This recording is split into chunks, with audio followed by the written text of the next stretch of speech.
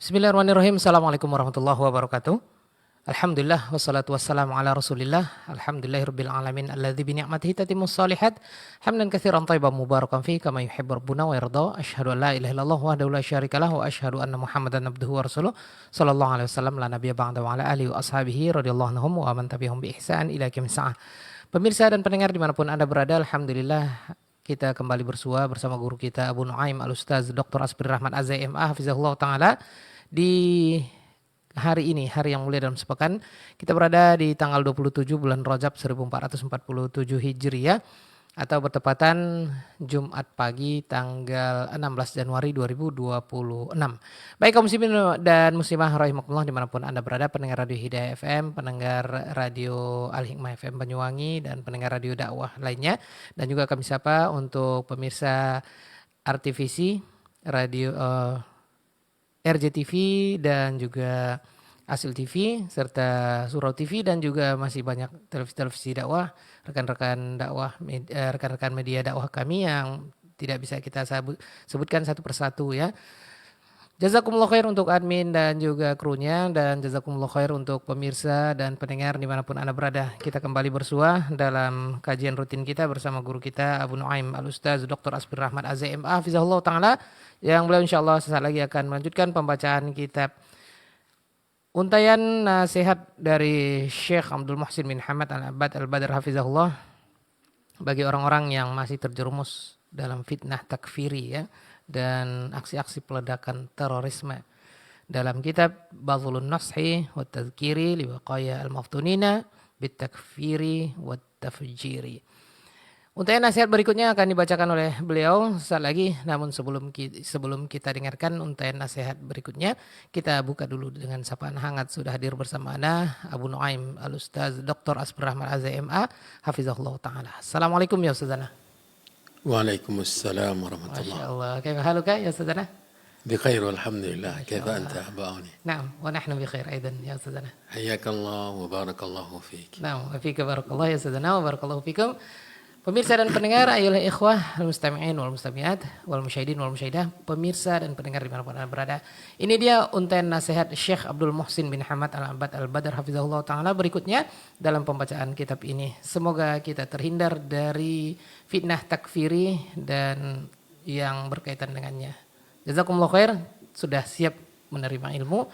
Langsung saya kita persilakan kepada Ustaz. Tafadhal mashkurah. بسم الله الرحمن الرحيم. الحمد لله رب العالمين، والصلاة والسلام على أشرف الأنبياء وسيد المرسلين نبينا ورسولنا محمد وعلى آله وأصحابه ومن تبعهم بإحسان إلى يوم الدين. اللهم لا علم لنا إلا ما علمتنا وعلمنا ما ينفعنا وزدنا علما وأصلح لنا شأننا كله ولا تكلنا إلى أنفسنا طرفة عين. أما بعد, saudara-saudari kaum muslimin, kaum muslimat yang semoga senantiasa dirahmati dan dimuliakan Allah. Alhamdulillah, kita senantiasa bersyukur kepada Allah, memuji dan memujanya atas segala nikmat yang Allah Subhanahu wa taala senantiasa memberikannya kepada kita, yang tidak pernah berhenti dan tidak pernah putus-putus. Tanpa kita minta, Allah terus memberi. Dan kita dijadikan permintaan kita, harapan dan doa kita kepada Allah menjadi sebuah ibadah yang mulia. Maka mari kita terus meminta kepada Allah Subhanahu wa taala segala rahmat, kasih sayang, ampunan, dan meminta surga Allah Subhanahu wa taala, dan meminta dilindungi dan diselamatkan dari nerakanya. Alhamdulillah, kita kembali bersama melanjutkan pelajaran kita, membaca kitab karangan guru kita Syekh Abdul Muhsin bin Hamad Al-Badr hafizahullahu ta'ala ونفع بعلمه الإسلام والمسلمين وبارك له في علمه وأهله وعمره وماله. Dan pelajaran kita ini bagian kedua berhubungan dengan bentuk-bentuk penyimpangan pemuda-pemuda yang masih terjerumus kepada pemikiran takfiri dan juga tindakan terorisme. Dua di antara penyimpangan mereka telah kita pelajari pada pertemuan yang sebelum ini. Yang pertama yaitu takfirul muslimin, serampangan mengkafirkan kaum muslimin tanpa hujjah, tanpa melalui persyaratan-persyaratan yang sangat ketat ditegaskan oleh agama. Kemudian yang kedua, kesalahan dan penyimpangan yang mereka lakukan adalah membunuh kaum muslimin dengan cara yang batil dan tidak sesuai dengan aturan syariat. Kedua ini sudah ada dalil-dalilnya disampaikan oleh penulis dan kita sudah juga membacanya pada pertemuan sebelum ini. Saudara-saudari yang dirahmati dan dimuliakan oleh Allah, kita lanjutkan penyimpangan yang ketiga yang dilakukan oleh pemuda-pemuda atau mereka-mereka yang mengkafirkan secara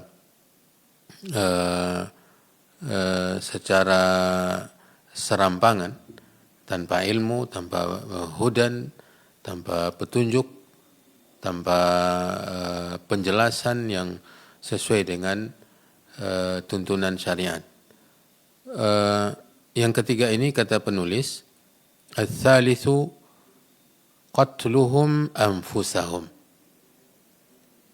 Kesalahan dan penyimpangan yang ketiga adalah mereka melakukan tindakan bunuh diri. Ya. Mereka mengerjakan atau melakukan tindakan bunuh diri, sementara bunuh diri adalah dosa besar yang diharamkan oleh agama.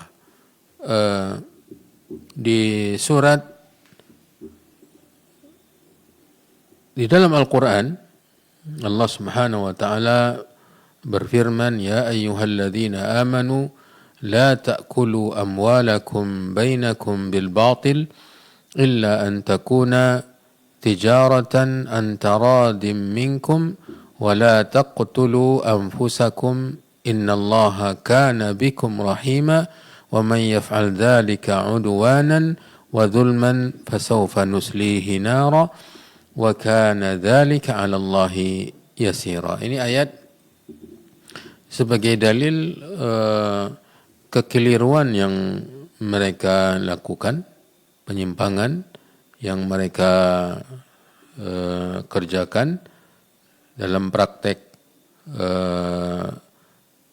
jihad yang mereka serukan tersebut, di mana mereka melakukan tindakan bunuh diri.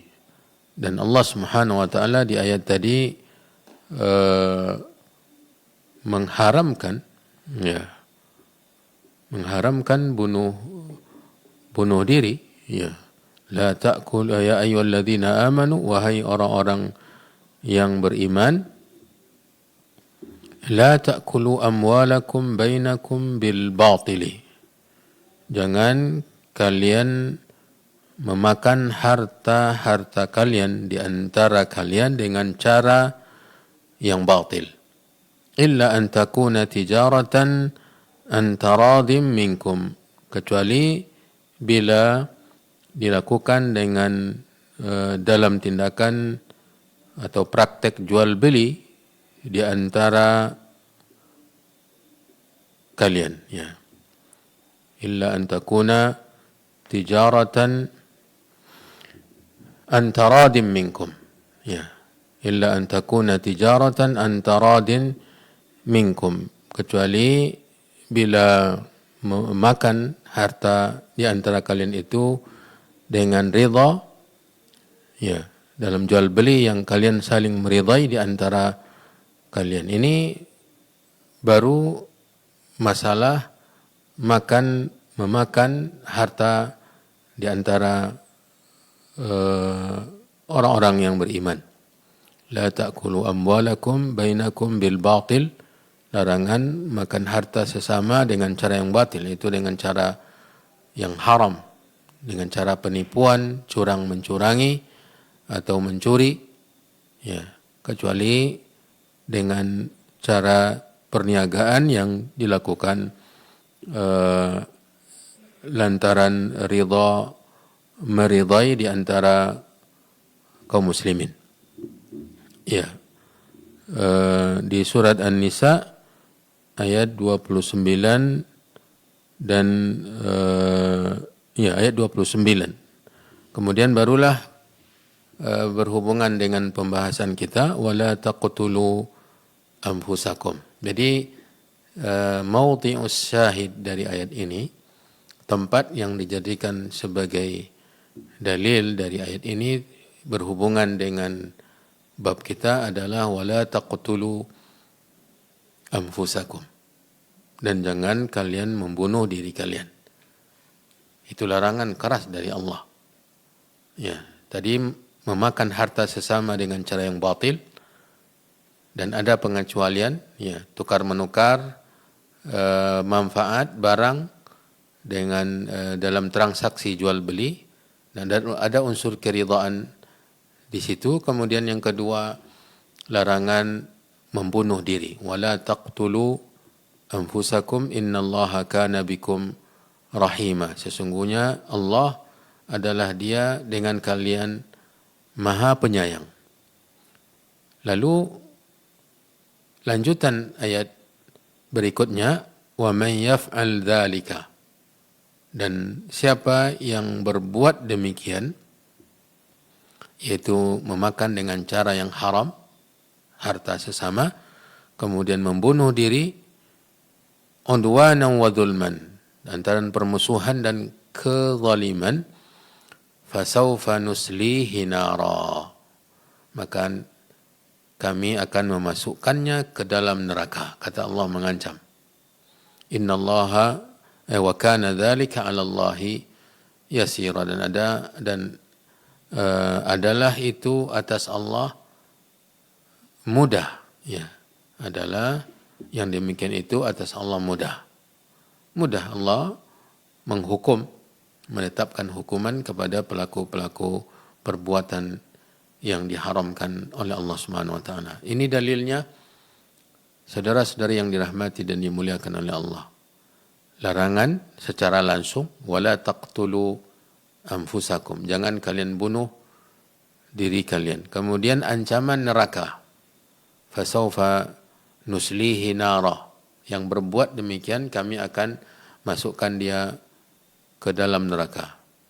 Ini yang dilanggar atau yang dilakukan berupa penyimpangan oleh mereka-mereka tersebut. Kemudian dalam hadis yang diriwayatkan oleh Imam Bukhari dan Muslim, Rasulullah SAW bersabda, man qatala nafsahu bi syai'in fid dunya udziba bihi yaumal qiyamah. Ini sudah kita pelajari di tempatnya pada pertemuan yang lalu tentang dalil-dalil haramnya membunuh diri. Di sini diulang kembali hadisnya, dan siapa yang membunuh dirinya dengan sesuatu, menggunakan sesuatu di dunia, maka dengannya disiksa dia di hari kiamat. Jadi dengan apa dia bunuh diri? Dengan benda yang sama, dengan sarana dan alat yang sama, atau cara yang sama, ia disiksa di hari kiamat. sebagaimana didetailkan oleh Nabi, bila seseorang bunuh diri dengan cara meneguk racun, maka di akhirat di neraka dia akan disiksa dengan yang sama. Bila dia bunuh diri menjatuhkan dari dirinya dari ketinggian, maka nanti di akhirat juga disiksa dengan yang sama. Bila dia bunuh diri dengan menusuk dengan dirinya dengan benda tajam, maka dengan alat yang sama dia disiksa di neraka Allah Subhanahu wa taala, wal iyadu billah. Ini sangat luar biasa keras ancaman tindakan bunuh diri, sementara pemuda-pemuda tadi justru melakukannya dengan modus atau dengan alasan membunuh orang-orang kafir atau membunuh orang-orang yang mereka kafirkan. Mungkin tepatnya demikian. Bisa jadi orang-orang kafir yang menjadi korban, dan bisa jadi yang terbunuh adalah orang-orang yang mereka kafirkan padahal bukanlah kafir, sebagaimana di kesalahan yang pertama yang mereka lakukan, mengkafirkan kaum muslimin serampangan, sementara itu merupakan penyimpangan yang sangat fatal di dalam Islam. Yang keempat, kesalahan atau penyimpangan yang keempat yang dilakukan oleh mereka, para pemuda-pemuda yang terjerumus kepada fitnah takfir dan tindakan peledakan terorisme, adalah qatlul mu'ahadin. Jadi membunuh ini ada 3, termasuk yang ini ya, telah kita pelajari. Yang pertama membunuh kaum muslimin yang mereka kafirkan, kemudian membunuh diri yang tadi sebentar ini kita telah selesaikan, dan yang sekarang ini adalah membunuh al-mu'ahadin. Siapa itu al-mu'ahadin? Al-mu'ahadin, kalau tulisan Arabnya alif lam mim ain alif, kemudian ha dal ya nun, al-mu'ahadin.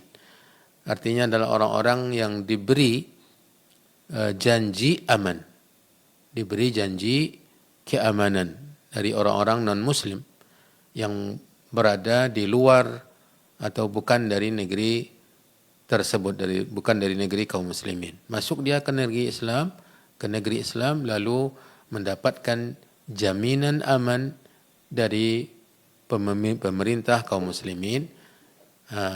Inilah yang dimaksud dengan al-mu'ahadin, non-muslim. Ya. Dan di antara yang menjadi sasaran mereka adalah orang-orang yang seperti ini, pelancong-pelancong, ya, turis-turis yang berasal dari negara lain, negara kafir misalnya, masuk ke negeri Islam lalu dijadikan sasaran untuk dibunuh. Sementara ini tindakan yang diharamkan oleh Nabi SAW, dilarang oleh Nabi berdasarkan hadis berikut ini. Qala sallallahu alaihi wasallam, Nabi SAW bersabda dalam hadis yang dikeluarkan oleh Imam Bukhari dengan nomor 3166. Kita sebutkan nomor hadisnya agar tidak dikira bahwa ini hanya karangan-karangan saja. Di nomor hadis 3166, Al-Imam Al-Bukhari membawakan hadis yang akan saya bacakan saat ini atau sebentar lagi, yaitu di mana Nabi SAW bersabda, "Man qatala nafsan mu'ahadan lam yarah raihatal jannah wa inna rihaha la yujadu atau tujadu min masirati arba'ina am atau arba'ina aman." Barang siapa yang membunuh jiwa mu'ahad, orang yang mendapat jaminan aman dari non-muslim ketika memasuki negara Islam, maka pembunuh ini tidak akan menghirup harumnya surga. Lam yarah raihatal jannah. Padahal kata Nabi, sesungguhnya harumnya surga sudah bisa tercium dari jarak perjalanan 40 tahun. Seseorang dengan surga masih berjarak 40 tahun perjalanan, ya, dia sudah bisa mencium harumnya surga. Dan untuk pembunuh ini, muslim, yang membunuh non-muslim yang mendapatkan jaminan aman, itu diancam tidak mendapatkan harumnya surga. Ini sangat luar biasa kerasnya. Sementara dari jauh harum surga sudah bisa tercium, sementara dia tidak. Kalau dari jauh sudah tidak bisa tercium, tentu semakin dekat, ya, tidak mungkin. Ya, dari jauh saja sudah tercium. Dia tidak mendapatkan harumnya surga. Dan ini menunjukkan bahwa dia ancaman yang bisa jadi masuk surga tanpa bisa menciumnya, atau dia tidak diancam tidak masuk surga. Beberapa dosa besar yang diancam dengan tidak masuk surga. La yadkhulul jannata qati'un, kata Nabi, tidak masuk surga orang yang memutuskan, yakni qati'ur rahmi, yaitu yang memutuskan silaturahim. Atau la yadkhulul jannata nammam, tidak masuk surga orang yang kerjanya mengadu domba. Ini juga bisa termasuk makna dari hadis ini, wa inna rihaha la yujadu man qatala mu'ahadan lam yarah raihatal jannah, yang membunuh non muslim yang mendapatkan jaminan aman, maka dia tidak bisa menghirup, mencium harumnya surga. Ancaman tidak masuk surga dari Nabi SAW. Ini menunjukkan bahwa dia dosa besar. Ya. Kemudian kata penulis, wa amma qatluhum khata'an, adapun yang dengan tidak sengaja membunuh non-muslim, faqad qala Allah azza wa jal, maka Allah telah berfirman tentang dia, wa in kana min qaumin aduwwil lakum wa in kana min qaumin bainakum wa bainahum mitsaqun fafidyatun wa in kana min qaumin bainakum wa bainahum mitsaqun fafidyatun musallamatun ila ahlihi wa tahriru raqabah faman lam yajid fasiyamu syahraini mutatabi'ain. Ya. Barang siapa dan jika orang yang terbunuh dari kaum antara negeri kaum muslimin dengan negerinya ada perjanjian aman tadi, maka dia wajib membayar fidyah yang diserahkan kepada keluarga korban, dan juga yang kedua memerdekakan pengkuk yang beriman, maksudnya memerdekakan budak yang beriman. Barang siapa yang tidak mendapatkan fidyah dan juga tidak memiliki budak yang dimerdekakan, maka dibebankan berpuasa 2 bulan berturut-turut. Ini dalam Al-Quran ditegaskan oleh Allah, pembunuhan tanpa sengaja. Kalau yang pertama tadi itu membunuh sengaja, dan apa yang dilakukan oleh mereka itu juga memang membunuh sengaja, karena memang itu sasarannya. Yang mereka bunuh itu adalah orang-orang yang mereka kafirkan dari kalangan kaum muslimin, dan orang-orang kafir yang berada di negeri Islam dengan setelah mendapatkan jaminan keamanan dari pemerintah kaum muslimin. Dan ayat tadi berhubungan dengan membunuh tanpa sengaja, maka dibebankan fidyah, denda yang diserahkan kepada keluarga korban, dan juga memerdekakan budak. Bila tidak, maka berpuasa 2 bulan berturut-turut. Itu yang keempat. Ya. Yang kelima, kesalahan mereka itu, saudara-saudari yang dirahmati dan dimuliakan oleh Allah, adalah tarwi'u al-aminin. Tarwi'u al-aminin. Ya.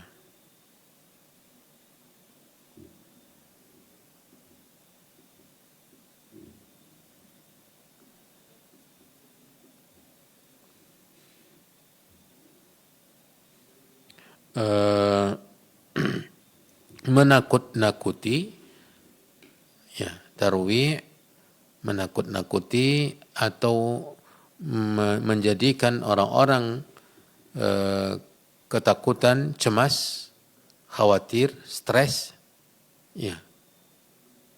Walaupun mungkin mereka tidak terdampak oleh peledakan-peledakan tersebut. Intinya orang menjadi ketakutan, berada dalam kecemasan, mengkhawatirkan berikutnya mereka yang menjadi korban, atau mendengarkan ledakan yang luar biasa kerasnya, atau melihat langsung bagaimana dahsyatnya terjadi ledakan. Ini semuanya membuat orang ketakutan. Dari orang-orang yang awalnya merasa aman. Ini dosa, ini penyimpangan. Nabi SAW bersabda dalam hadis yang diriwayatkan oleh Imam Bukhari dan Muslim. Di Sahih Bukhari dengan nomor 6874 dan yang di Sahih Muslimnya nomor 161. Nabi SAW bersabda, "Man hamala alaina silah falaysa minna." Siapa yang angkat senjata atau mengangkat senjata mengancam kita, maka bukan dari kalangan kita, kata Nabi. Barang siapa yang mengangkat senjata menyerang kaum muslimin atau menakut-nakuti, maka dia bukan dari kalangan kita. Ya, mengangkat senjata mengancam itu minimal, atau bahkan lebih dari itu dengan melukai atau bahkan membunuh kaum muslimin, maka itu pelakunya tidaklah termasuk golongan Nabi Muhammad SAW. Kemudian Al-Imam Ahmad meriwayatkan dalam kitabnya Al-Musnad juz 5 ayat nomor hadis 362. Abu Dawud juga mengeluarkan hadis yang sama dengan nomor 5004 bi isnadin sahih, dengan sanad yang sahih, an Abdurrahman bin Abi Layla, dari perawi yang bernama Abdurrahman bin Abi Layla, dia berkata, haddatsana ashabu Muhammadin sallallahu alaihi wasallam wa radhiyallahu taala anhum, menyampaikan kepada kami sahabat-sahabat Nabi alaihi salatu wasallam, annahum kanu yasiruna ma'an Nabi alaihi salatu wasallam, bahwa mereka dalam perjalanan bersama Nabi alaihi salatu wassalam. Fanama rajulun minhum, maka tertidurlah salah seorang dari mereka. Fantalaqa ba'duhum ila hablin ma'ahu fa'akhadha, maka beranjaklah seseorang yang tidak tidur ke tali yang dimilikinya, lalu dia mengambilnya. Fafazi'ah, dan kagetlah laki-laki yang tidur tadi, terkejut dan spontan bangkit dari tidurnya, ya, karena dikagetkan dengan tindakan tadi oleh laki-laki yang kedua.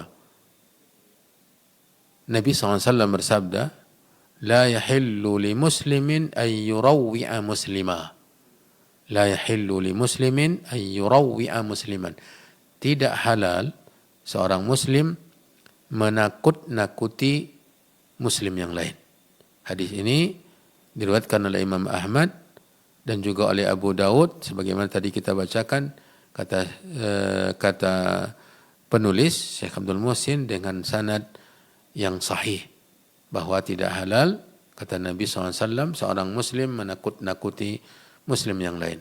Setelah mendengar atau melihat tindakan sahabat tadi, membuat kaget, ya, sahabat yang tidur tadi dengan perbuatannya. Itu yang kelima, kesalahan atau penyimpangan yang dilakukan oleh mereka-mereka tadi. Yang keenam, saudara-saudara yang dirahmati dan dimuliakan oleh Allah, dalam tindakan yang mereka kerjakan, penyimpangan, kesalahan yang mereka lakukan yang keenam adalah itlafuhum amwala ghairihim. Itlafuhum amwala ghairihim. Mereka melakukan pengerusakan terhadap harta milik orang lain. Peledakan itu yang menjadi yang hancur, yang meledak, yang rusak, itu harta orang lain, bukan harta mereka. Mereka meledakkan tempat hotel misalnya. Hotel itu milik orang, ya. Mobil meledak, dampak atau akibat dari meledaknya sesuatu bangunan yang mereka ledakkan, Ya, kendaraan yang mereka ledakkan akan berdampak kepada sarana-sarana yang ada di sekitarnya. Kendaraan yang ada di sekitarnya, bangunan yang mereka ledakkan, ini semuanya milik orang. Dan ini dosa. Dosa, merusak hak milik orang, dosa. Allah Subhanahu wa taala berfirman, "Wa idza tawalla sa'a fil ardi liyufsida fiha wa yuhlikal hartha wan nasl wallahu la yuhibbul fasad." Ini di surah Al-Baqarah. Dan apabila mereka berpaling, maka mereka melakukan pengerusakan di muka bumi, ya, dan menghancurkan tanaman-tanaman dan keturunan-keturunan atau yang bernyawa. Ya, wallahu la yuhibbul fasad, dan Allah tidak menyukai perbuatan pengerusakan. Ya. Merusak di harta milik sendiri saja tidak dibenarkan. Ya. Merusak harta milik sendiri juga tidak benarkan, tabzir. Ya. Apalagi milik orang lain. Ini luar biasa kekeliruan dan kesalahan yang mereka lakukan. Di dalam hadis, kalau tadi di Al-Quran, di dalam hadis yang diriwayatkan oleh Imam Bukhari, Nabi SAW bersabda, "Man akhadha amwalan nas yuridu ada'aha addallahu an, wa man akhadha yuridu itlafaha atlafahu Allah." Barang siapa yang mengambil harta orang tujuannya untuk ditunaikan kepada dia kembali, maka Allah akan membantunya untuk menunaikannya. Orang meminjam harta orang lain dan dia berkomitmen, bertekad untuk mengembalikan harta tersebut yang ia pinjam, maka Allah akan berikan pertolongan dan kemudahan. Namun siapa yang mengambil tapi dia tidak berniat untuk mengembalikan dan bahkan untuk mengambil secara batil, maka Allah Subhanahu wa taala akan menetapkan apa yang mereka inginkan. Allah biarkan agar mereka melakukan kerusakan tersebut. Hadisnya sahih, diriwayatkan oleh Imam Bukhari. Wa idza kana hadza fi man akhadha amwalan nas daynan wa huwa la yuridu ada'aha fa kaifa biman atlafa amwalahum bitafjiri wat tadmir. Kalau hadis ini tujuannya atau konotasinya adalah berhubungan dengan hutang atau berhutang kepada orang lain yang tujuannya bukan untuk dibayar, bagaimana ancamannya? Allah Subhanahu wa taala tidak akan memberikan kesempatan, kemudahan, kelancaran kepada orang tersebut untuk membayar hutangnya. Kalau memang dia tidak mau. Tapi kalau dia mau membayar, maka Allah akan tunaikan. Kalau untuk dalam hal mengambil harta orang dalam hutang piutang dan tidak mau dikembalikan, begitu besar ancamannya. Bagaimana dengan orang sengaja merusak harta milik orang lain dengan meledakkan dan menghancurkan. Kemudian yang ke-7 dan yang ke-8, dan setelahnya masih ada uraian-uraian tambahan.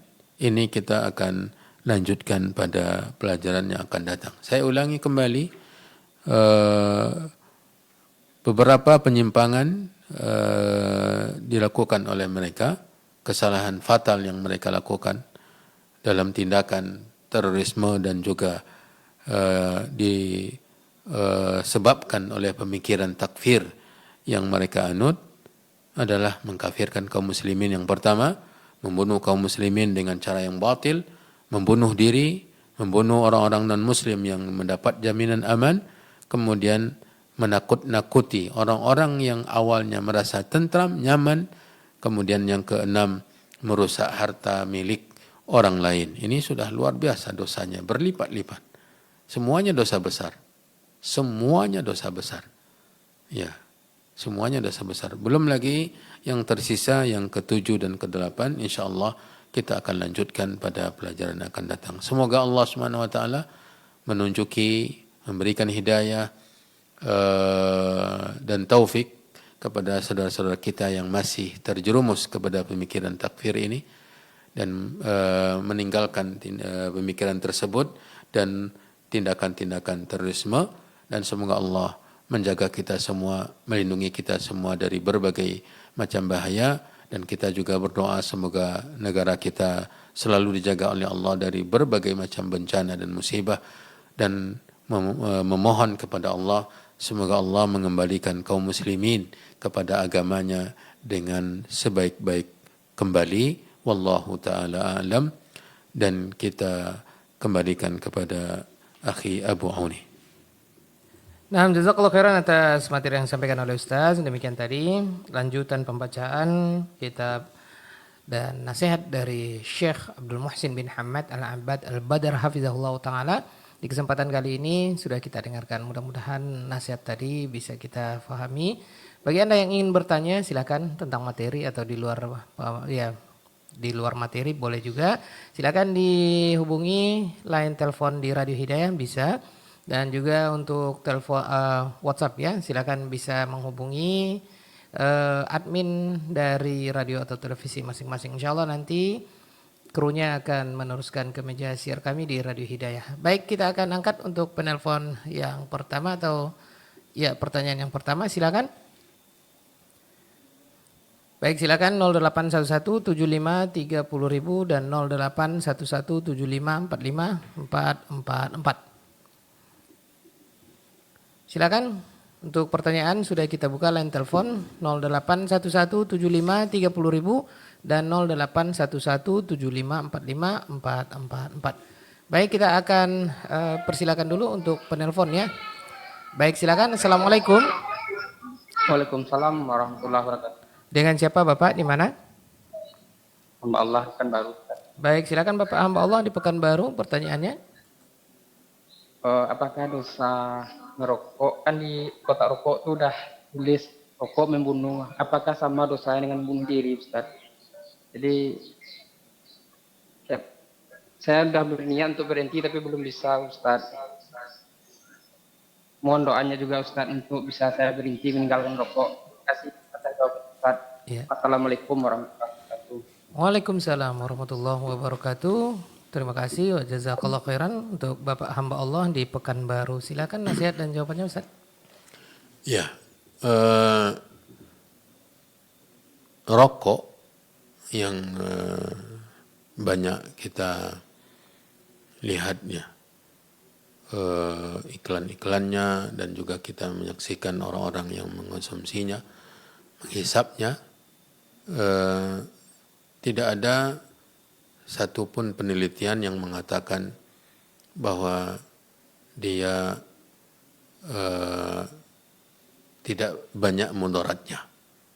Andai mungkin ada manfaatnya, tetapi mudaratnya sebagaimana dahulu sebelum yang tadi diceritakan di kotak rokok itu, ada beberapa penyakit yang dituliskan di kotak rokok tersebut yang disebabkan oleh rokok. Berarti di dalamnya racun. Kita tidak berbohong dalam hal ini, dan kita juga tidak menelitinya karena memang ini sudah ada di kotak rokok tersebut dituliskan. Ya, di kotak rokok, dan mungkin ini dilakukan hanya untuk bersenda gurau atau bermain-main saja. Ya, dalam dunia bisnis ini tidak cocok dengan bisnis. Ya, tidak sesuai dengan ilmu bisnis. Dikeluarkan produk kemudian dikatakan ini produk berbahaya. Mana mungkin? Ini menunjukkan bahwa dia serius. Dan memang bahkan akhir-akhir ini juga ada tertulis seperti yang tadi disampaikan oleh Bapak tadi, bahwa merokok membunuh. Walaupun pembunuhan yang dilakukannya tidak seperti bunuh diri langsung ya.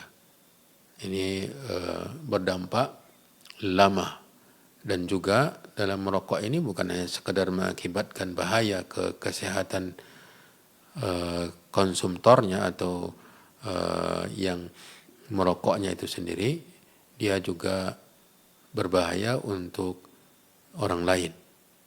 Makanya ada ungkapan bahwa perokok pasif lebih berbahaya kesehatannya dari perokok aktif. Dan ini realita, ya realita, dan mengancam orang tua padahal dia tidak merokok, tapi orang sekitarnya merokok, anak-anak, ya yang tidak mungkin merokok tapi juga berdampak. Ini yang perlu direnungi, dipahami, disadari oleh saudara-saudara kita yang merokok. Karena asapnya dihirup oleh orang-orang yang tidak merokok dan juga merusak ya keadaan di sekitarnya. Hawa yang awalnya nyaman tiba-tiba mengepul asap yang dihisap oleh perokok sehingga mempengaruhi orang-orang yang tidak merokok, terganggu dan mengancam kesehatan mereka.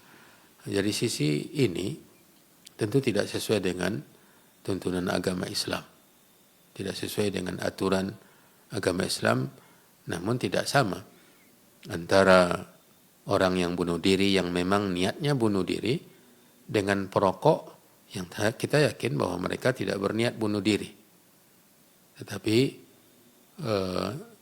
tidak ingin tahu dampak dan bahaya dari rokok.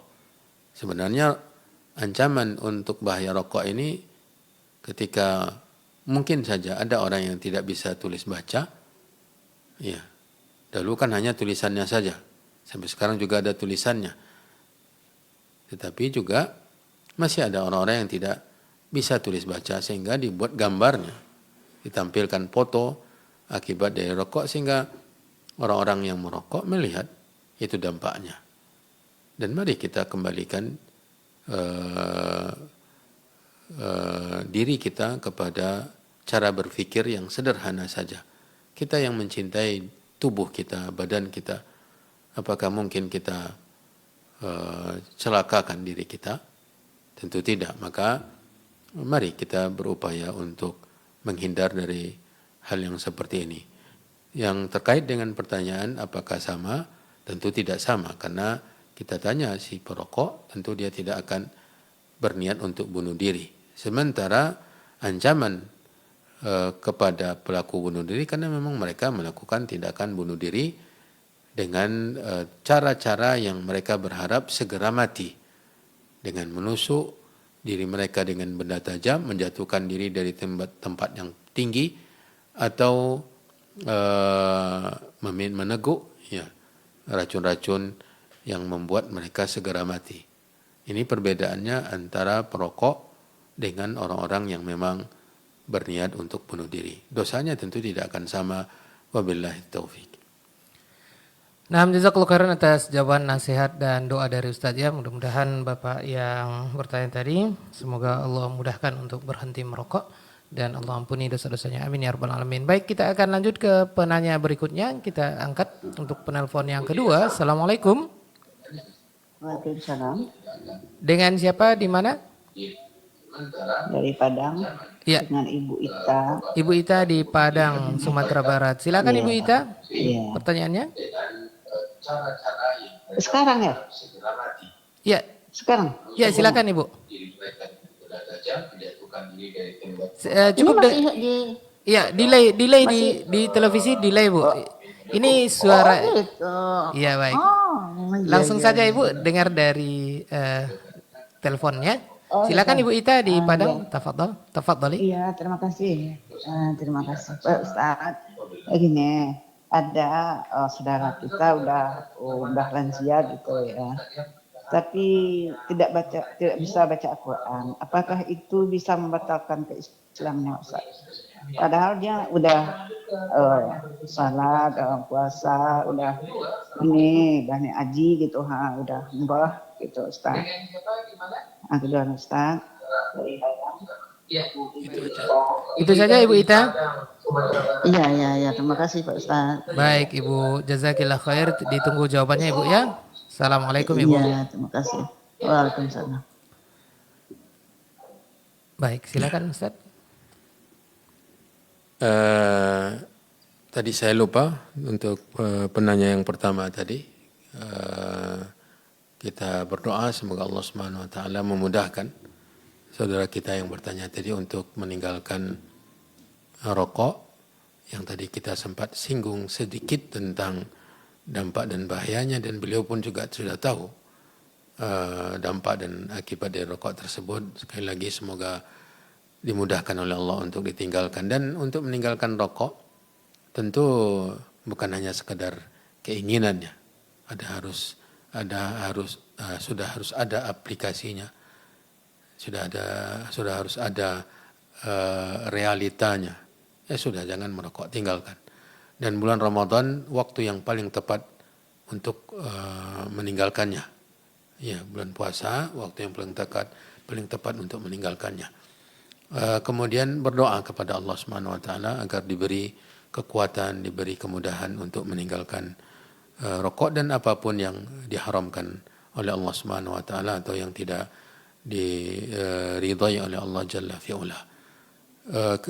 Masuk kita ke jawaban pertanyaan Ibu tadi dari Padang, Ibu Ita, tentang seseorang yang sudah tua dan dia salat, puasa, zakat, haji, melakukan ibadah-ibadah yang dituntun, diperintah oleh agama, cuma dia tidak bisa membaca Al-Quran.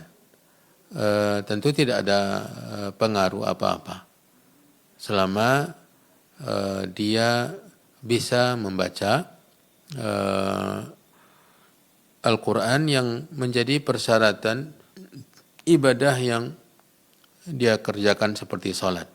Karena ada sebagian pendapat, dan itu yang kuat, bahwa membaca Al-Fatihah dalam salat rukun. Ya, membaca Al-Fatihah dalam salat merupakan rukun, maka dia tentu sudah hafal membaca bacaan Al-Fatihah, maka dia baca. Ya, selainnya tidak berpengaruh apa-apa. Dan alhamdulillah yang tidak bisa baca Al-Quran juga bisa menghafal dengan cara ditalqin. Surat-surat pendek dia bisa menghafal. Sekian banyak orang-orang yang sudah lansia, mereka sudah bisa menghafal Al-Quran. Beberapa surat, bahkan yang panjang-panjang pun, yang tergolong panjang pun, dia bisa menghafalnya dengan cara ditalqin. Jadi tidak bisa membaca, tapi dia bisa menghafalkan bacaan Al-Quran dengan cara ditalqinkan ke dia. Misalnya dibacakan terlebih dahulu, misalnya Alif Lam Mim, dia ulang Alif Lam Mim, mendengar bacaan guru, kemudian melihat bagaimana cara membaca yang baik. Dzalikal kitabu la raiba fihi hudan lil muttaqin. Tidak perlu bisa membaca, tapi dia bisa melantunkan atau mengucapkan bacaan Al-Quran tanpa perlu atau tanpa membutuhkan keahlian membaca atau ke skill untuk membaca Al-Quran. Jadi tidak ada masalah tidak bisa baca Al-Quran, tetapi coba untuk ikut program-program menghafal Al-Quran. Karena saya tahu sekali ada ibu-ibu yang sudah 65 tahun tidak bisa baca Al-Quran, tapi dia bisa menghafal Al-Quran.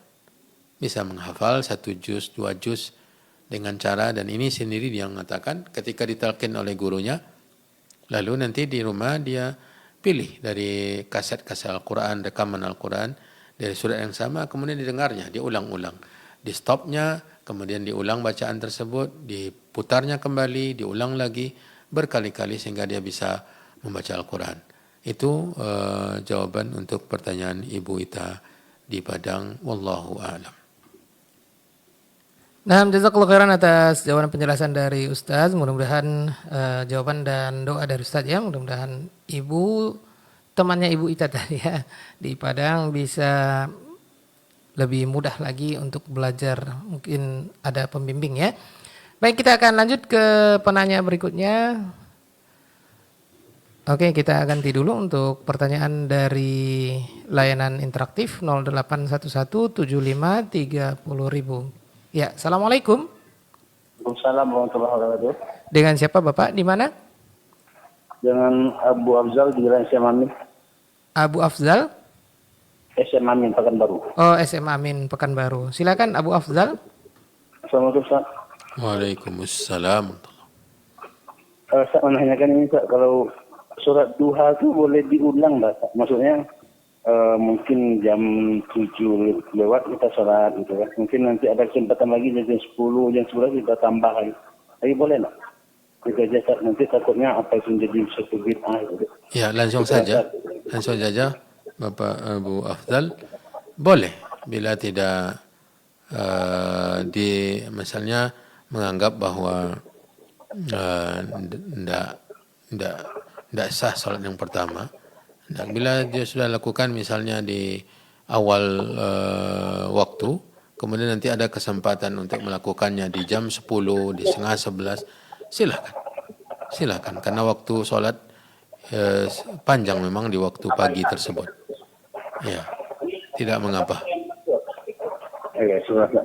Assalamualaikum. Waalaikumsalam warahmatullahi wabarakatuh. Wa jazakallahu khairan untuk Abu Afzal ya di perjalanan sedang berada di Jalan SM Amin ya. Baik, silakan kita akan angkat dari telepon WA tadi yang sudah masuk. Silakan Bapak.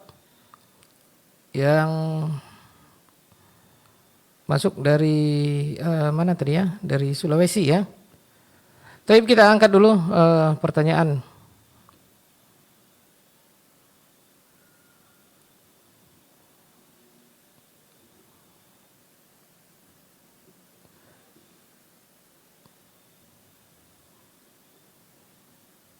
Taib, kita angkat kembali ya pertanyaan dari pemirsa atau pendengar yang sudah di ujung telepon. Silakan 0811 75 30.000. Assalamualaikum. Waalaikumsalam Ustaz. Dengan siapa Bapak, di mana? Dengan hamba Allah di Pekanbaru. Oh baik, silakan Bapak, hamba Allah. Jadi saya mau tanya Ustaz, masalah pembagian warisan. Kan dalam Islam itu pembagian warisan untuk lelaki 2/3 dan perempuan 1/3. Tapi banyak kejadian di Pekanbaru, orang tidak menggunakan hukum itu. Jadi dibagi rata. Jadi kalau dibagi rata antara anak lelaki dan anak perempuan, apakah itu berdosa Ustaz? Itu aja Ustaz. Assalamualaikum warahmatullahi wabarakatuh. Waalaikumsalam warahmatullahi wabarakatuh. Jazakallahu khairan. Pertanyaannya Bapak. Silakan Ustaz.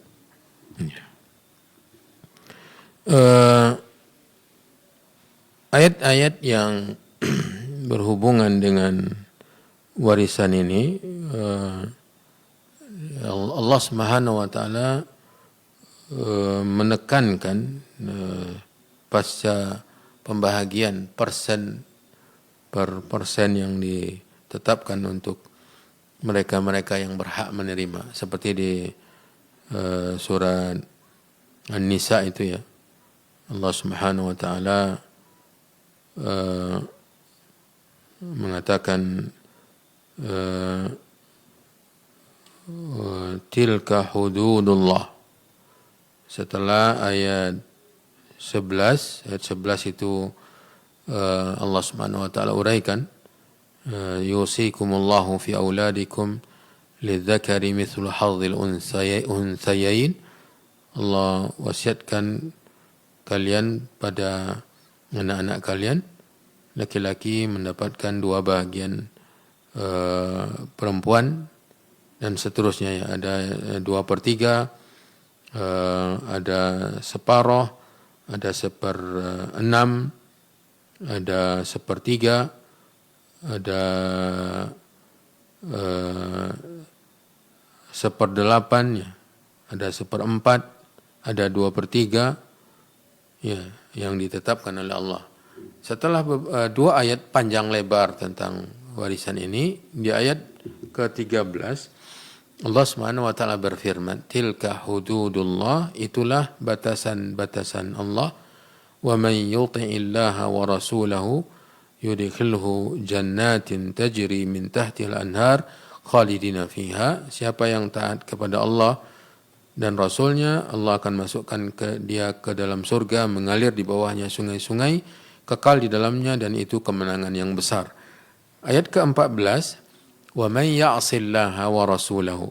Siapa yang durhaka kepada Allah dan Rasulnya dan melampaui batasan-batasannya, ya Allah masukkannya ke dalam neraka, kekal di dalamnya, dan dia mendapat azab yang menghinakannya atau azab yang menghinakan. Ini ada indikasi bahwa ketidaksukaan terhadap memilih pembagian harta yang ditinggalkan oleh yang meninggal dunia itu, pembahagian yang dilakukan oleh Allah, ini bentuk kedurhakaan kepada Allah Subhanahu wa taala.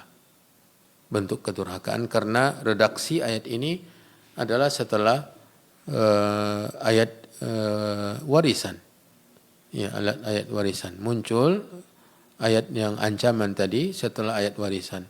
Maka ada indikasi bila mana tidak diterapkannya apa yang ditetapkan oleh Allah karena tidak suka atau merasa bahwa pembagian yang dibagikan oleh Allah langsung itu tidak cocok atau tidak sesuai dengan yang diinginkan oleh mereka, ini ada unsur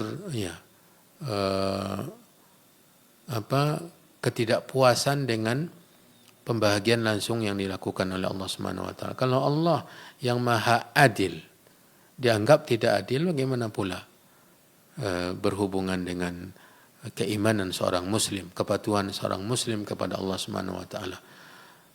Jadi apa yang terjadi sekarang ini hanya sekedar mengkhawatirkan saja. Mengkhawatirkan terjerumus kepada ancaman tersebut. Apalagi bila ada unsur tidak menganggap pembagian Allah itu sesuai dengan selera mereka.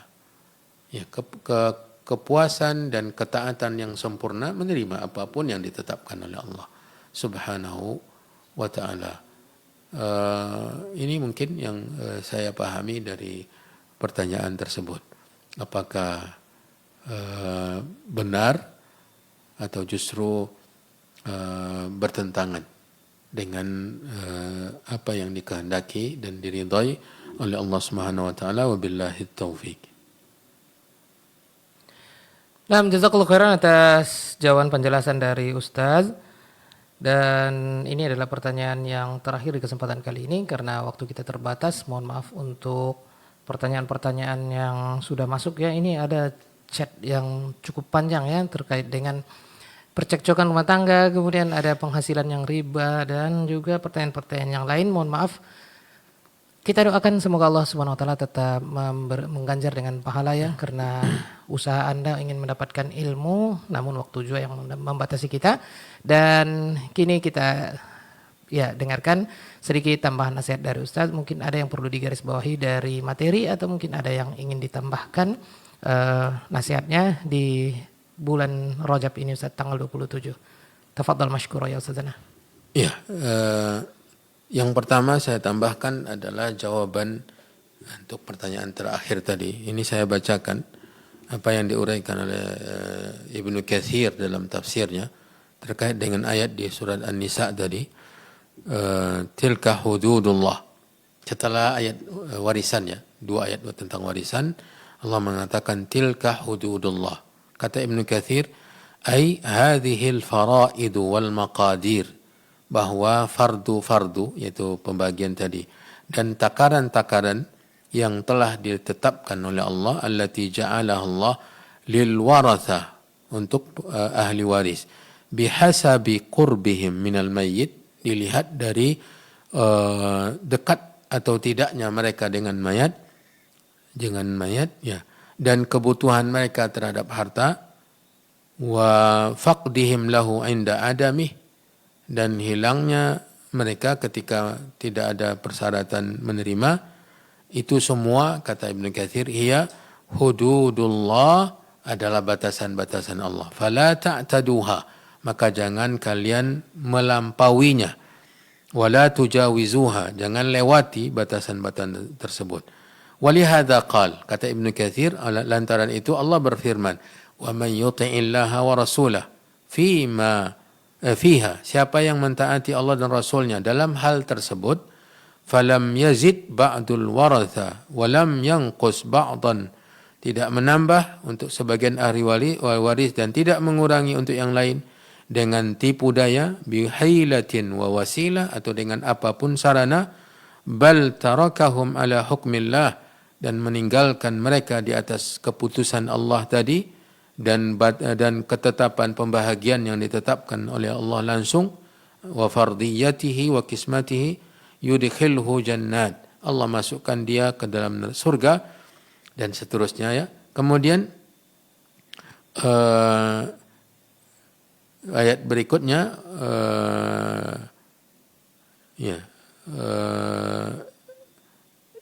tidak disebutkan di situ oleh beliau tentang ayat ancaman berikutnya, tetapi di situ ada perintah untuk mentaati apa yang diputuskan oleh Allah Subhanahu wa taala dalam pembagian harta warisan. Ini yang paling sesuai dengan tuntutan iman orang-orang yang beriman.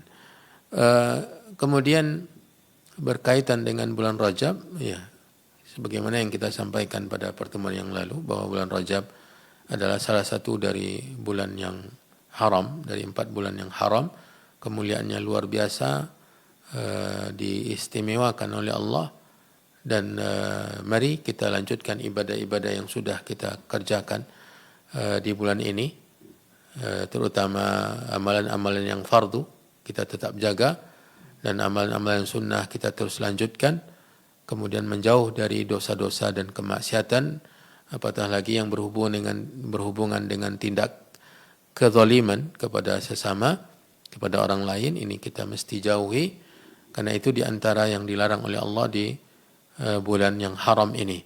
Kemudian juga kita jelaskan pada pertemuan yang lalu tentang penjelasan atau penekanan para ulama seperti Ibnu Hajar dan yang lainnya, bahwa tidak ada amalan-amalan yang khusus, tidak ada dalil yang sahih yang menekankan ada amalan-amalan yang khusus di bulan Rajab ini yang hanya dilakukan di bulan Rajab dengan janji pahala-pahala tertentu.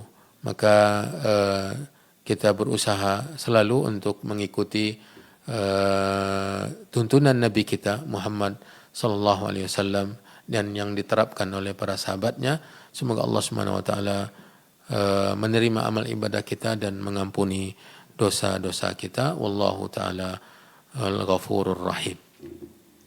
Nah, jazakallahu khairan atas penutup dari Ustaz terkait dengan materi yang disampaikan, nasihat dari Syekh Abdul Muhsin bin Hamad Al-Abad Al-Badar hafizahullah ta'ala, dan juga beliau juga tambahkan dengan nasihat di bulan Rajab ini. Baik kaum muslimin muslimah, demikian kajian rutin kita, insyaallah kita akan lanjutkan di Jumat depan atau Jumat yang lain. Semoga Allah mudahkan untuk kita kembali bersua dalam kajian rutin ini setiap Jumat pagi waktu Indonesia Barat. Demikian kaum muslimin muslimah, ana Abu Auni dari Studio Radio Hidayah FM Pekanbaru mengucapkan jazakumullah khair untuk televisi-televisi dakwah yang berada di seluruh Nusantara dan juga radio-radio dakwah yang ikut merelay kajian kita dari Studio Radio Hidayah FM. Kami ucapkan jazakumullah khair untuk pemirsa televisi-televisi dakwah dan radio-radio dakwah seperti Asil TV, Surau TV, RJTV dan televisi-televisi lainnya, dan jazakumullah khair untuk RTVC Pusat di Jakarta. Kaum muslimin muslimah, sampai jumpa di lain kesempatan.